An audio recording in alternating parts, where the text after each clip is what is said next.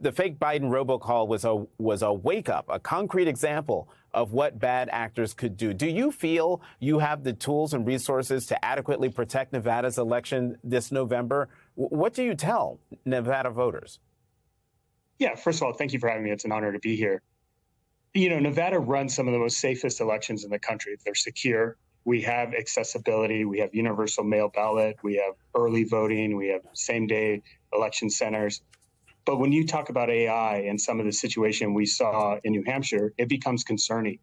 We are dealing with so many issues and so many priorities given the state of elections today.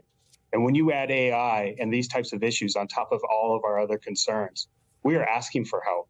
I in constant communications with my colleagues and secretaries in Michigan and Arizona, and we had a deep conversation about that question. Are we prepared to handle the new threats of artificial intelligence or deep fakes into this process? And the answer really is we need to get better. We need to educate ourselves about what it means. We also, too, we need the help of the federal government. The federal government has the resources. They have the access to the experts to be able to help us better respond to these situations. We will make ourselves present. We will be able to respond to these issues. The challenge is bad information or misinformation and if it impacts whether a voter goes to the polls, that's the real harm, is taking a voter out of the process. Secretary Aguilar, the new FCC ruling classifies these fake robocalls under the Consumer Protection Law. And the Boston Globe reports, I'm going to put this up, those who break the law can face steep fines with a maximum of more than $23,000 per call, the FCC said. The agency has previously used the consumer law to clamp down on robocallers interfering in elections, including imposing a $5 million fine on two conservative hoaxers for falsely warning people in predominantly black areas that voting by mail could heighten their risk of arrest, debt collection, and forced vaccination. Secretary, communities of color are often targeted. We saw that in 16 and 20. In Nevada, are you also concerned about having to capture threats in Spanish language disinformation?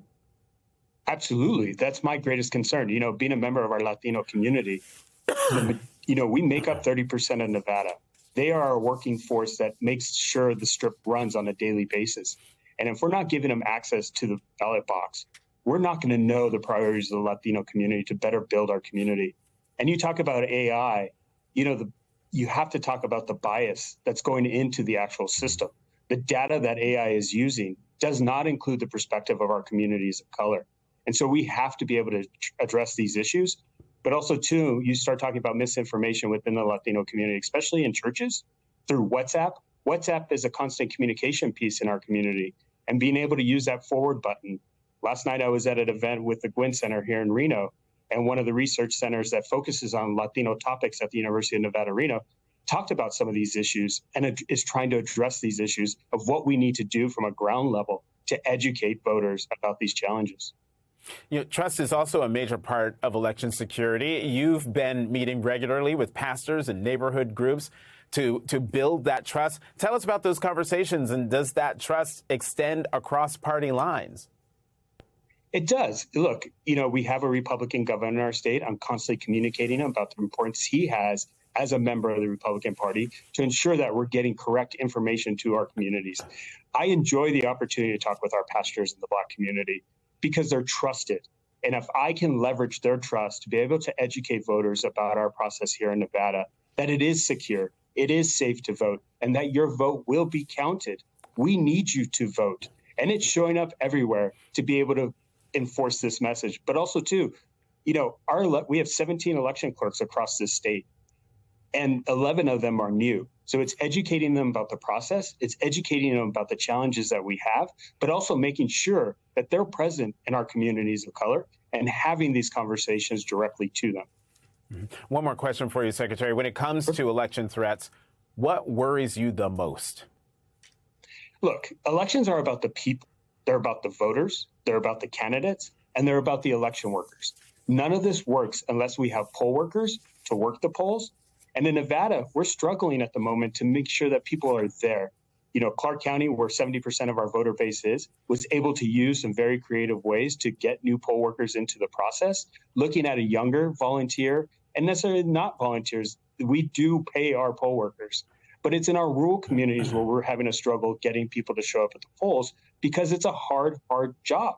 We worked really hard to look at this cycle and be like, what do we need to do to prepare to make sure that election workers feel safe? 80% of election workers are women. And if they don't feel safe, it becomes an issue not only for them, but their families. And so we made a huge push to educate the legislature and the governor on creating a safe place for election workers. We passed a bill to make it a felony to harass and intimidate election workers. We passed an anti-doxing bill. We are working really hard to ensure that they have the resources and the tools to do the job we need them to do. Poll workers are the unsung heroes of our democracy, and we need to respect them for what they do. It's not a Democrat or Republican issue. This is an issue about community and understanding that there is a human component to all of this.